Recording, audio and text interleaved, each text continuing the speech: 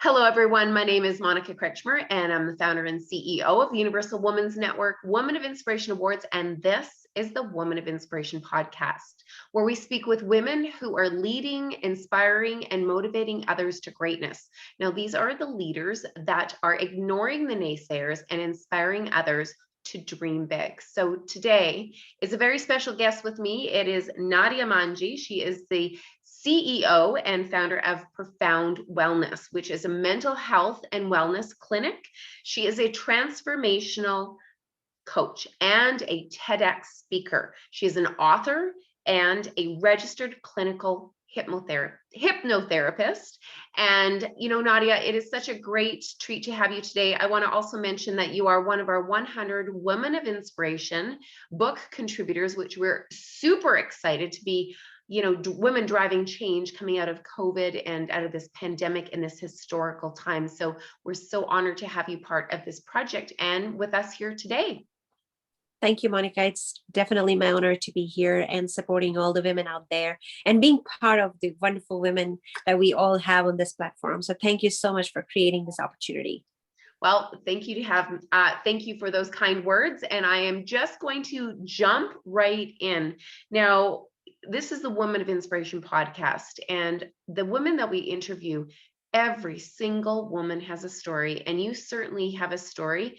I think it's really interesting, to see your journey and how you have transformed your own life and become this transformational coach. So I just want to start with, let's start with your story. You were in Calgary, Alberta, of course, but you didn't grow up here in Calgary. So maybe let's start right there as a child and where you actually came from. Well, I was born in Karachi, Pakistan, and growing up there was, I'm born, it's like in the times when it was hard, right? Right now things are different. The world has evolved. But at that time, it was very different. Having to have a different dream. You were just restricted as a girl to be a doctor, to be a nurse, to be an engineer, and holding on to profession in the entrepreneurial household where my parents were both entrepreneurs. So it was difficult to think out of the box because they would just say like, no, you cannot do that, or it would not be accepted, or you should think of something else. So there was a lot of influence. At the same time, there was freedom. But societal restrictions that what a girl should do was pretty dominant at that time when I was growing up. So my initial years, I spent there up to the age of 19. And then I was pretty smart at school. So I went to university at a very young age. At 17, I was just there and did my double major in biochemistry and physiology. It was all science because that's how pre-medical students, the education system over there, you do your school, grade 10, you go to college, which is you do pre-medical, pre-engineering or arts or commerce. I went for pre-medical science. I did my degree of physiology, biochemistry, and just like a good girl, like almost at 20 as I graduated, 19 and a half-ish. And in 3 years, like it was honors, BSc honors done. And then I went to Kenya for holiday. So in Kenya, I met my husband. Yes, I was very young and it was just very fast. There was no pressure. I just got married. It just felt like he approached. It felt right. We both were young. So got married very young.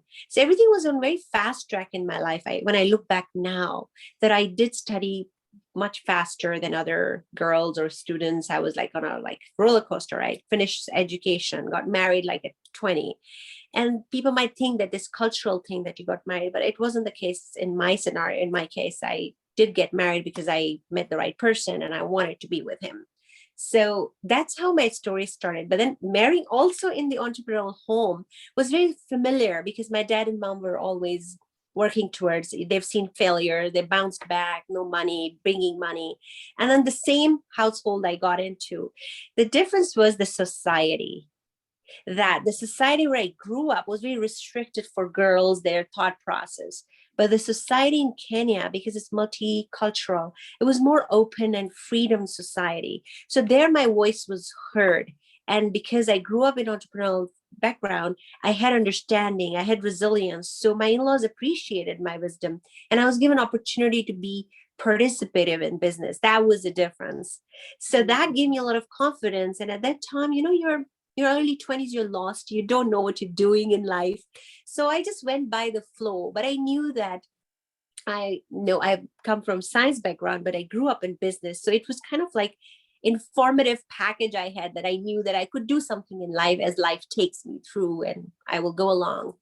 And then spiritually also, I was very intuitive. So every part was playing up at that time, and I was supporting my husband. And even at that time, I did not know what my life purpose is going to be. So I just went along, said, okay, let's be support, because he has his dream, and let's support his goal. Let's support his dream. And there also we met a lot of unfortunate events, that the banks collapsed and we lost money, and we had to go down and rise above, move from one town to the other, losses and bouncing back, losses and bouncing back. And this whole journey was building me up. Now, when I see that, when I look back, I don't think I would have been a great transformative coach if I wouldn't have gone through what I went through at that time.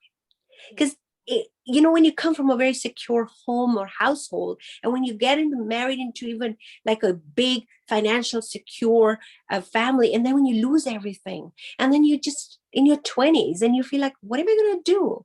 But at that time, your resilience shows up. And now when you go ahead in life, and I would tell everybody who's listening that when you go ahead in life and you look back, you'll definitely agree that you had to go through certain things to be here today, be it your business failure, marriage failure, educational failure. Now, failure that we hold on to actually is the foundation of the success that you're going to have it in the future. So that's how my story began. And I actually found that, okay, while helping my husband and while having this spiritual understanding and having to understand how the dynamics work in business, because I'd already seen my parents building and rebuilding and falling and rising above. So it contributed quite a bit. And I saw that my importance was increasing in my husband's life and in my family, that, okay, she's contributive. And I found my leadership skills there, that I do have some leadership skills to lead, but still it was quite waned. I did not know that if I wanted to run a business or if I wanted to do a role, go back to school. And in the midst of that, I'm having kids as well. So as becoming a mother, and then being there as a wife, as a daughter-in-law, as a mother, as a woman of my own, to hold myself was really, really challenging. And then in the 90s, when my kids were born, I was myself a very young mom. And I said, okay, it's just a journey. It's again a project. Let's take it as a project, because I still don't know what do you do. Because if people ask, what do you do? Like, I would just say, well, I help my husband in business. Like, I did not know what I had to say that what I was doing in life. And then I came across this amazing energy work. It was science, and it attracted me with that intuitiveness. And then this desire to contribute financially towards the family, because I was very contributive in my mental and emotional way, that I was supporting the family. I was very important person in the family, that they would give me respect and love, and very loving home. At the same time, you want to financially contribute, which is out of the box, and you want to build yourself. And the desire that I had always as a young girl, that I want to do something on my own, but at the same time, not hurting anyone, at the same time, managing all your responsibilities. And you're still in your late 20s. Nobody takes you seriously. He says, okay, she's going to do something. So I came across this energy work, and then I said, this could be the possibility of the journey to put my science education or my business understanding or my spiritual understanding. There could be something that I can explore. So I dived into it. I learned, I practiced, I started doing it from home, helping people. And then when we changed town after town, it's like life was carving this path for me, that this is how you're going to help people. So it's the journey. That's what people say, trust the journey. And what I was going through in that journey was very powerful. When I look back, that your path chooses you. You know that you're going on it. Just believe in it. That trust into divine, trust into your abilities, and you're going to find shaping it up. It's like when you start pottery, you have the clay, and when you're doing and you break and you make and you break and you make and you're trying to build this shape, and you get frustrated at times and you restart, but you know the goal, that you want to end up making a pot. That's your goal. So it doesn't matter how many times you break it, but you're making a pot and not giving up. That's the spirit. So I went into that journey. I went along that, and I followed the path. And then I said, okay, I'm going to contribute this way, whatever I can, towards my family, towards my kids. And in that journey, I didn't realize how I began to coach people about life, or do this, or don't this is the option, or probably I tried this might work for you, or pray this, or try this technique, or this suggestion. And then people started calling like, you're an amazing life coach. And then that's like I was hearing consistently in 2003, 2004. And I said, okay, this seems like something interesting. I can look into it. But I still continued my intuitive healing and intuitive business and tried to sell candles. This is all journey. You're trying everything as an entrepreneur. And if you come from that background, you want to make sure that you have a revenue coming up. It's what the word you will hear in entrepreneur home is revenue. That word was like, what's the revenue? What's the revenue? So I was like, okay, let's try this and try to bring more changes. And then that made me, I went into learning environment, do how to do environmental coaching to make it successful. I went more into emotional learning, energy learning, and knowing the science background helped. And then I could feel that it's good I studied science, that I have an understanding of the physical body.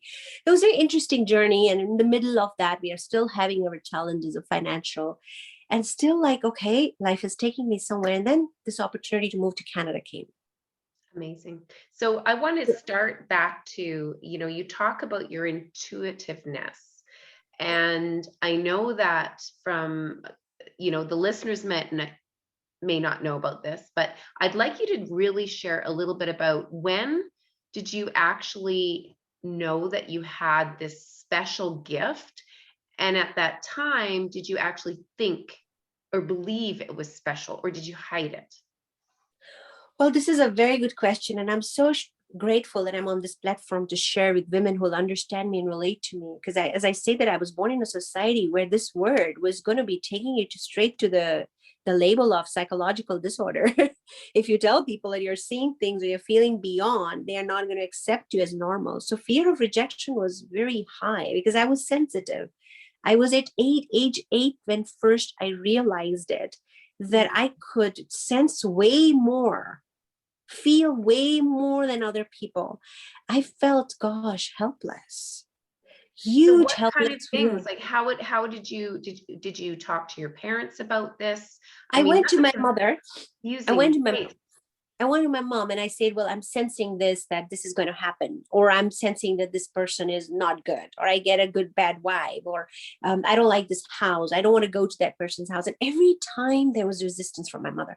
What are you getting into? You're a smart kid. Can you put your mind into education? And what are these all things you're getting into? And it was so frustrating. To be honest, that's the right word, frustrating. Like I was struggling that, yes, I know I can learn, but this is something unique that I'm sensing people and I can help them. I can tell them what to do and don't do this or do that. And then the word was scary that my mom said, like, people will call you psychic, and that's not acceptable because you are not going to be finishing education, or in this society, if you're going to marry, people will judge you. I don't want this nonsense. She was pretty scared. At that time, we didn't get along, but now I understand why she was so scared, because it's daughter, it's the Muslim society, it's the cultural boundaries are so tough there that freedom was not the word. And especially if being a girl, you have that, you've had it. And maybe she didn't have that much education to understand, to nurture my gift. Like all this, I understand now, to be honest. At that time, I did not. So I felt that I was sensing energies, seeing auras, seeing colors. It was very, very challenging to see two worlds. Like, this is some people doing this and I'm seeing this. Why am I seeing difference? Like, do I have a lens problem? Like, my lens is a problem or what? So I went to my aunt, and she was very spiritual. And she told me that you have a gift and you have to protect this gift. Thank goodness for your auntie. Exactly. You have a gift you have to protect, and you will only reveal when you feel safe. And that helped me. And that brought me back to my education, that my mother wanted me to be a doctor. But as I say, the path chooses you. I had the grades, I had the brains to be a doctor. I had to be in a medical field, but my path wasn't that. That wasn't my path. I knew that something different is going to come, but I trusted the journey. I pivot myself to the circumstances. I was super flexible and adaptable, that, okay, this is my parents' home. And then when I'm married, there a lot of freedom. And then the interesting part happened when I got married, and I would say certain things, and my husband noticed that that's pretty intuitive. Like, how did you know? Or how did you figure this out, that there's something wrong in that? And I said, well, just like that. I just felt it. And when things happen repeatedly, my in-laws noticed as well. And then my in-laws one day we were having dinner, and they said, look, we noticed this, and it's your safe place. Like, what's going on? We don't see what you see. What is it? How do you know this? And then I cried, and I said, well, you're not going to judge me, or accept. And my father-in-law said, why would I not? We would not accept you. You are born with a gift, and you want to help people. Yeah. You should help people with this. And that was like, I kept it that when opportunity will come. And that's when the energy business, which I say that the energy part, when I wanted to learn the Reiki or anything with energy, that just collaborated, that, okay, now this intuitive gift can be utilized here, not in business, but yes, it can add additional value in business. So And let me ask you something. Hypnotherapist, yes, describe a little bit about that to educate the viewers, to make everybody, including myself, what yes, really is a hypnotherapist, a and how do hypnosis you bridge your intuitiveness into this. with this? And could you be a hypnotherapist even without intuitive gifts? Yes. Yes, of course. So here's the thing, that when the journey started, the energy business started, the life coaching part came in. And when we moved to Canada and I structured my business to life coaching, that was the goal. Coming back, I actually started going on this path, and I felt that people were getting the intuitive guidance, people were getting the life coaching, but they were still stuck. Something was needed. So usually they would go for therapy, or they would go to get something. And then people have this notion of not going to psychologists because there will be labels. So there was a gap. So I started reading about it, that what is the unconscious mind, the conscious mind and the unconscious mind phenomena. And that's when I realized that being a coach and a healer, what I can add value to people is being a therapeutic alliances that I can bring in the process. So I chose clinic and hypnotherapy versus psychology or being a psychologist. So I can help you relax like a meditative state. Hypnotherapy is a relaxed state of mind, where you're in full control of yourself, yet your body sleeps, but your mind makes the changes and shifts.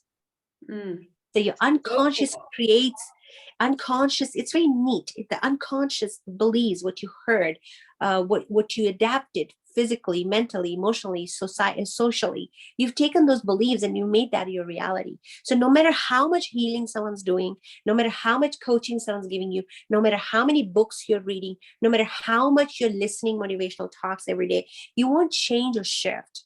So that piece was missing. And I wanted to do it registered way so I can actually officialize it. So I went for registered clinic hypnotherapy by Arch Canada. And that's how my journey, when I did after writing my book, when I wrote my book, and I said that what's missing piece was just like the pop-up on my email. It was like on through Facebook, I got that this is hypnotherapy, and I just got interested and I searched and I said, no, I want to do it properly, where I can combine the medical clinical aspect of it so people can feel safe that they are allowing someone to work on them. So anxiety, depression, PTSD, chronic pain, there's so much that we go through physically, because body remembers everything. You may forget in your little brain that what you did at the age of 4, but your body experienced it. So your body knows everything, and your unconscious mind keeps all the files. So when you are stuck and you cannot recall, you need a clinical hypnotherapist, if you can connect with one, to help you dive into those areas to get you out. So NLP, hypnotherapies, I'm also an NLP master. So all these education helped me to structure my gift. And that's how I carved my path, or path carved me, is that I just found one after the other. It was just like a path I had to follow, from the intuition to the science, to the business, to the healing, then to the coaching, and then to the therapy. So it's kind of like a whole journey. That's where it's a complete transformative experience my clients have with me, because of the experiences I've had. 18 years of experience I have with me to help people. And I'm very passionate about it, that I can help you in your businesses or in your life, wherever you feel that you're stuck. you're lost or you're confused. And I think that's really interesting for people to realize is that, you said something really interesting. You can read the books, you can have the positive mindset, but unless you go back and reprogram some of these barriers or tragedies in your Yes. life, is it quite similar to the EDMR?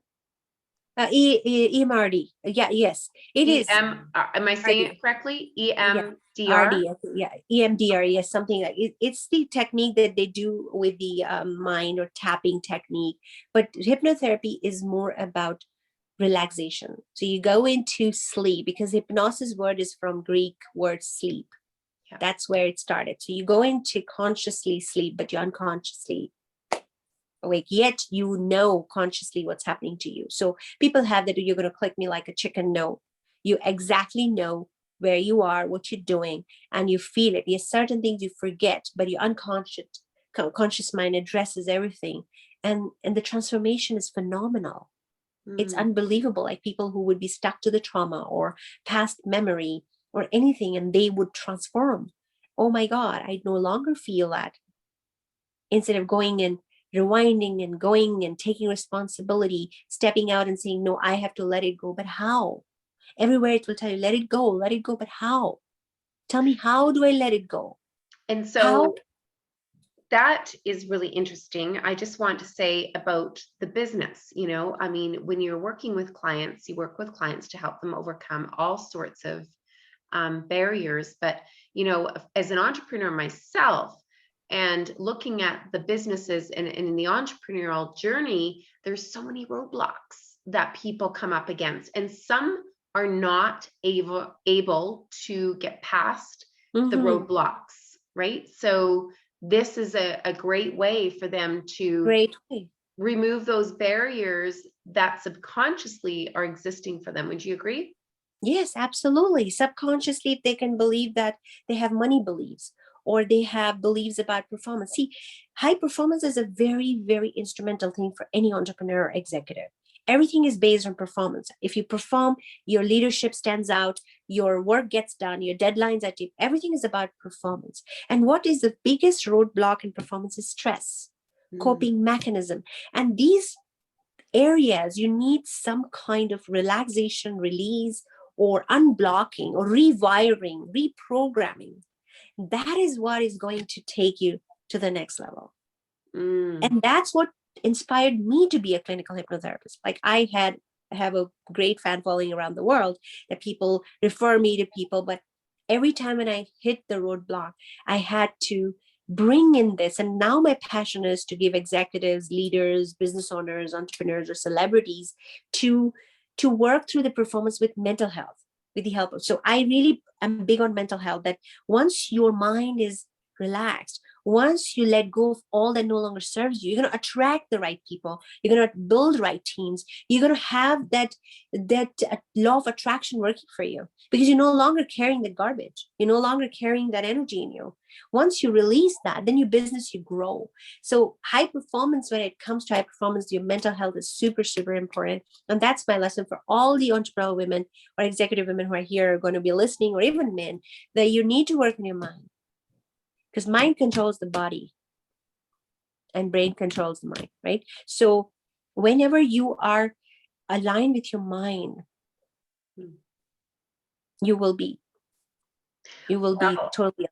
So mind controls the brain controls the body. So mind is the 5 senses, your 5 senses, your experiences, and that controls the brain, and the brain eventually controls the body. So hypnotherapy takes you into the mind, let go of all the experiences so your brain functions properly. When your brain is aligned, then your body will absolutely. That's why weight loss, or getting ideal body weight, or self-image, or business success, or money beliefs, or whatever your relationship beliefs are, every area of your life can be transformed with this technique. Well, I think that is so fascinating, and I'm so happy that you had the opportunity to share that. And for the listeners, for you to share your knowledge. And I really think that's the career path that you took to get there. Like you said, it's about a journey. It's finding out your purpose. I know that we have our peer-to-peer jams, and the girls are, 14, 15, and they're stressed out because they don't know what their purpose is yet or what they're supposed to do when they grow up. But really, it's going to reveal itself, and just to be Yes. aware of your gifts, aware of your talents. And I can probably guarantee there was no job posting for a transformational coach and a clinical hypnotherapist Hypnotherapist. with a side of intuition on any sort of applications that you would have come across. So, being open to really carve your own path as a woman is going to be super important. And it's not the typical roles. There's doctor, there's some lawyer, there's specific industries that have leadership roles, but there is other options for people that have gifts, Yes. and special healing abilities like yourself to navigate through that are going to help support the other professions. Yes, and business owners have a big responsibility in terms of society or culture, that we are producing a service. And when you're producing a service, you have to be really aligned with your values. And those values can be blocked if they are not aligned with the beliefs. Yeah. So that's where, in my other book, which was recently we published, The Crack the Rich Code, I have a chapter there, and it was an international bestseller. And I wrote my chapter about emotional intelligence, is that how you can having your values in your business, or you want to build your businesses or your structures, but your foundation is your belief system. If that belief system has in pesticides or insects, you're never going to build a strong foundation. So that's where all this mental health, emotional intelligence, high performance, and that's what I focus on. And that's my passion, that and I want to inspire all women that if you have a gift, even if you feel like you have a gift to talk to children properly, that's a gift. If you have a gift to help divorced women, you have a gift. Don't let it go to waste. Make sure that you educate yourself. Gift alone cannot serve you if you've not carved it. Carving is you. You're born unique. You're born with a gift, but your ability to carve is you.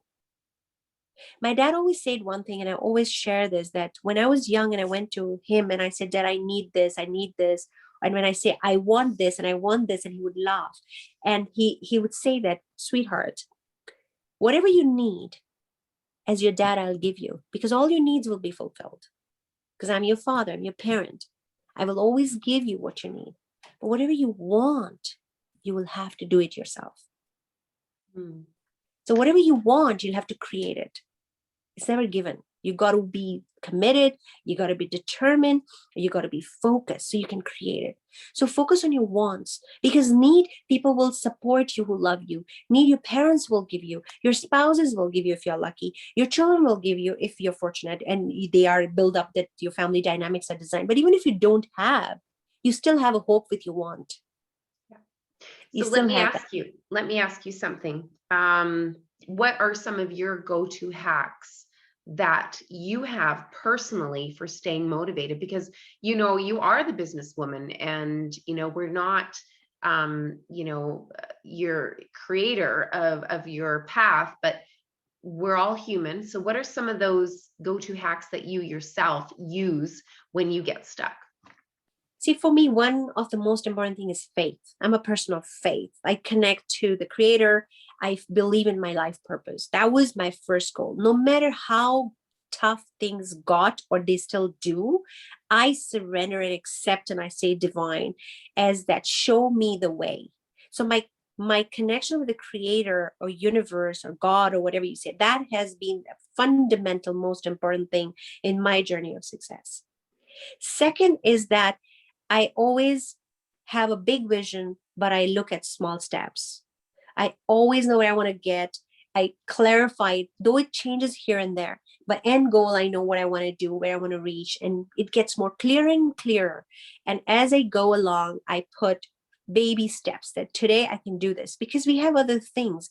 As an entrepreneur, executive women, you don't have to feel sacrificing your time with your children all the time, or your family, or you feel guilty after that. Those are the roadblocks of your belief system, because you're going to say like, oh, I made money, but now my child is not doing well. And then hold that guilt of your success you're not going to enjoy. So I embraced everything when I had to show up as a mother or as a business person. So have big vision and small goals, baby steps, one after the other. It may take time, but you will get there. There's no rat race. There is no that you have to rush. Make sure that you're fulfilled, because if you're full, you'll fill others.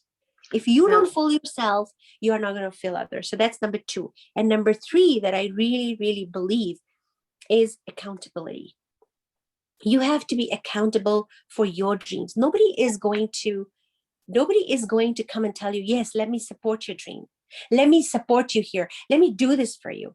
That is the road for failure. You're gonna crush down. No one's helping me. No one's supporting me. It's important to ask for help. If I am thirsty and I'm just going to be, you're not gonna know I'm thirsty. If I ask you I'm thirsty, you're gonna give me, can I get you a glass of water? So you have to be accountable that, yes, I'm accountable for my success, but I am also willing to be vulnerable to go and ask for help. So those were the things which really helped me, that I always had faith, have faith. I never give up on my faith. However, life gets tough for faith, no matter what, because faith is intangible. There's no proof for it, but it exists, just like air. When it comes to big goals or big vision versus small goals, it builds resilience. It builds you to be the person you're meant to be. Maybe you may take a little longer, but you'll still reach there.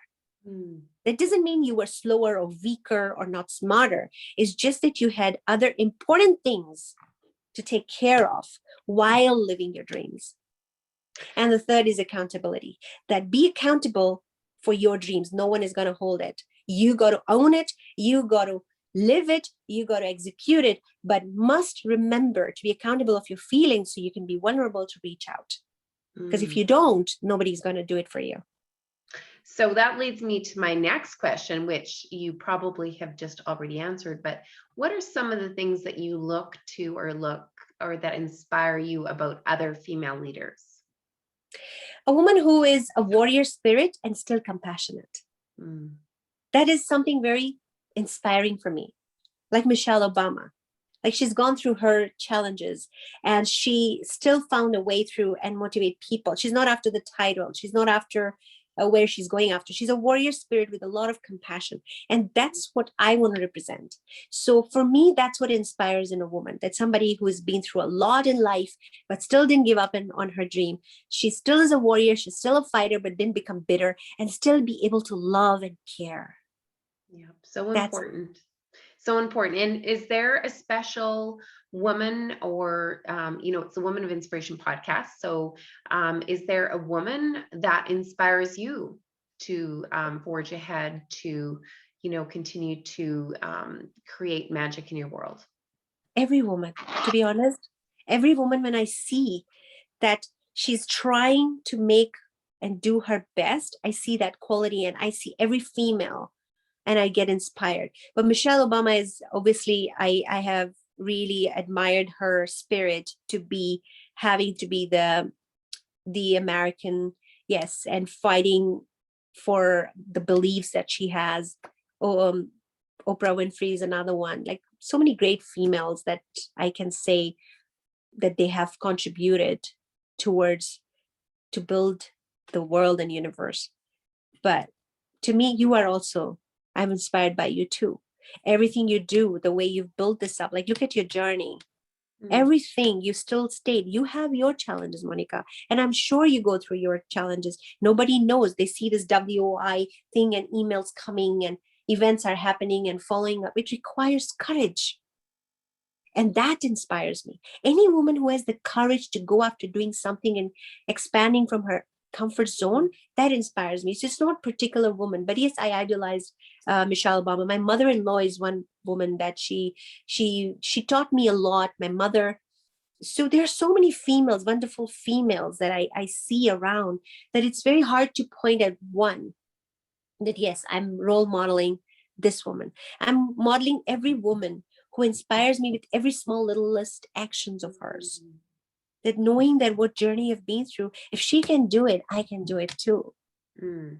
And I think that's a If beautiful, I'm just going to say that is a beautiful way, because that is one question that everybody's asking is what, when they see women of inspiration, they're like, am I a woman of inspiration? And so I believe that every woman has the ability to inspire inspire. someone. Do you agree? Absolutely. Yes, and that's what I feel. Every woman, like my mother-in-law, she taught me, she wasn't educated, but she was so street smart, how she handled, how she communicates, how she holds the situation. My mother, how hardworking, and she never stops, and she believes that you keep going. And like so many amazing women I have come across, a woman who supported me when I didn't believe in myself, when I lost hope in my business, and she says, no, I'll support you. And she stood up by me, and she believed in my talent. She always gave me opportunity. There was another female entrepreneur who would come, I would charge her hourly rate, and she would always increase my hourly rate, and she says, that's your worth. And when she started, I would ask everybody to pay, and there was no issue. So there's so many amazing women I've met, and I still continue to meet, because when I see someone who's going through it and how they come out of it, just being a woman is inspiration, to be honest. That's how I look at it. To me, every woman is an inspiration. I don't know if that answers, if you're looking for some specific person, but I think every woman for me is a warrior, is a compassion, because she can fight for everything, and yet she's so loving and affectionate to give. So that's how I look at it. And you are one of them, Monica. Well, thank you. I really do appreciate that. And I think that is a wonderful thing. I mean, women have so much to give, Yeah. and we are definitely, I believe that this is the decade for women. We're Yes. just coming out of the pandemic, and you and I both know that women have been hit the hardest.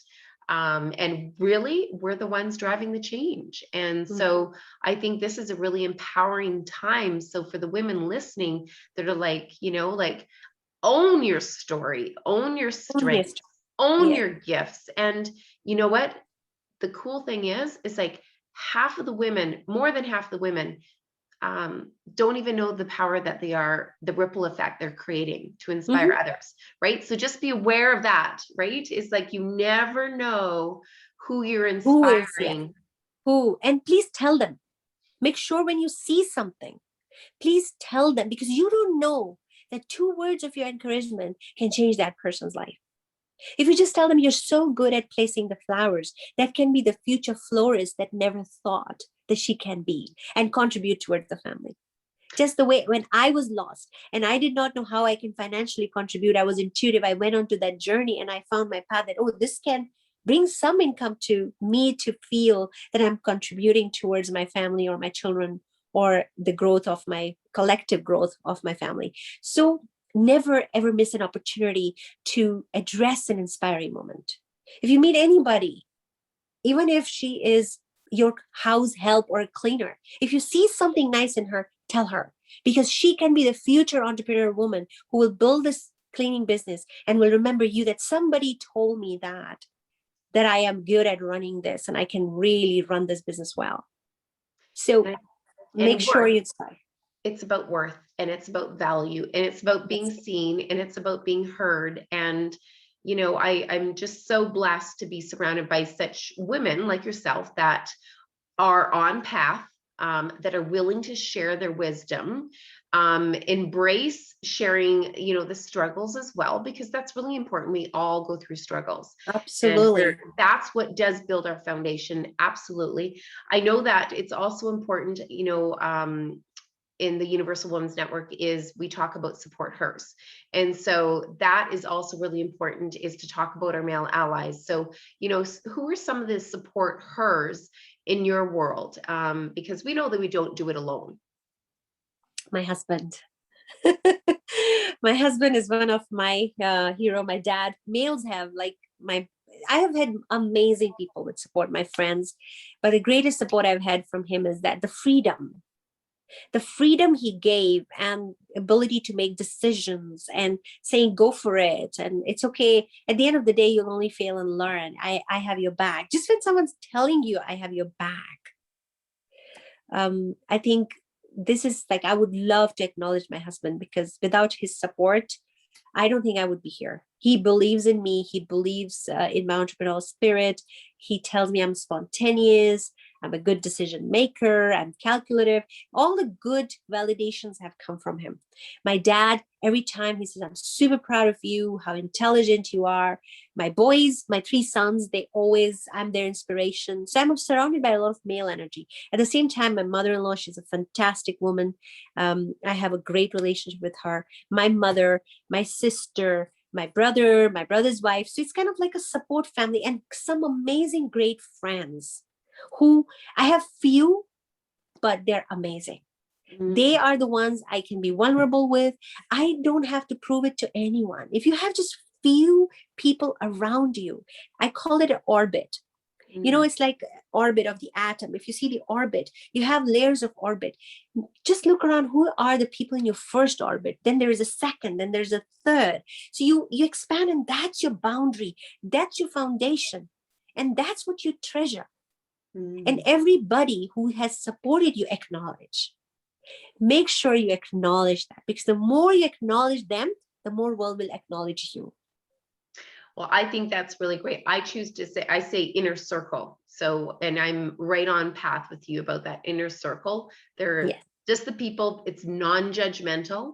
And they've seen you fall, they've seen you rise, they've seen you succeed, and they're with you on the journey for sure. So thank you so much, and count that. I hope that your husband and your family is listening, because that is a really great way of sort of, saying thank you and showing your support for them supporting you, really. Yeah, but that's the truth, right? That's the truth, that the way people say behind every successful woman, there's a man or a woman. Behind every successful man, there's a woman. Absolutely, behind every successful woman, there has to be a loving and caring male energy, whether it's your father, whether it's your husband, whether it's your brother, some male energy which validates you. And that's a fact. You can say women supporting you. You can say all the women will do, but you do need that male energy to give you that shadow, to give you that comfort, to give you that, and believing that you're giving the back to them. Not only that they are superior, but you're also giving them back, and then making you feel whole and complete. And that's extremely important. So value any energy around you. It's not only about women, but value male energy around you, even if it's your male friend, even if it's your ex-boyfriend or any boyfriend, anybody who contributed. Make sure you acknowledge. I'm big on acknowledgement. I feel like when you acknowledge someone, universe showers acknowledgement onto you, because the more you give, the more you get. So support her for me is all the females, all my best friends, all the people who have seen me on my low days, accept me how I am, and not judging me that, oh, today you're low, tomorrow you're going to be back. And that's what I hear from all of them, that Nadia, you're going to go through. Yeah, I hear you. You're having a bad day. Cry out, have a coffee, and get up next day, and you're good. So I think that's what it's important, that you acknowledge. Well, I think those are great lessons and words to wisdom. And before we wrap up today, I know that this is a favorite question that I like to ask all of the women of inspiration is, what is one daily routine that is a non-negotiable in your life that has contributed to your success? I have two. So I'll say one is gratitude. Gratitude. There's never anything that I don't say gratitude for every experience. And second is love. I don't miss out on giving love to people I am surrounded with. That is without fail. I just want to go tell them I love you. I reach out, even if my kids or my husband, those are my two routines, are non-negotiable, because that's what kept me going. Money came, went, I built, there were mistakes made, everything. But these two things, the gratitude in that moment and giving love, because the more I gave, the more came back to me. So love people around you. Never miss a chance to say I love you to people you love. You never know when can that be the last time. So make sure those are non-negotiable for me, gratitude and love. So as we wrap up, I think that is a really incredible way of wrapping up. What a beautiful interview. Thank you so much for sharing all of your gifts, your career path, your words of wisdom with our listeners today. Where can people get a hold of you, Nadia, if they want to, they're like, hey, this is what I really need. How can they get a hold of you? So they can go to Profound Wellness website. They can book a appointment with me. They can also visit Nadia Manji and reach out to me. They can buy my book, Searching for Balance. And they can also book a clarity call for 30 minutes that they can get an idea if they need it or not. If that's something they're looking for, I'm happy to help them. They can watch my TED Talk. And they can reach out and listen to that my perspective on balance and life. So yeah, these are some resources that they can Instagram. They can follow me. I put every day something small, short, sweet. And then people find it very relatable. Whatever I post on Instagram, LinkedIn, all the platforms of social media, they can. Awesome. Well, it's been a true pleasure, and I'm really excited for our book, 100 Women of Inspiration book, to come out in the fall. And of course, we have the 2021 Roadshow, which we are driving change across Canada in the fall. So I'm so excited. Super excited to have you a part of that. And we look forward to celebrating you and, continuing to spread the journey and to help support other women. So thank you, Nadia, so much for being a guest on our podcast today. Thank you, Monica, for this great opportunity. And thank you to all the women of inspiration. Thank you, Nadia.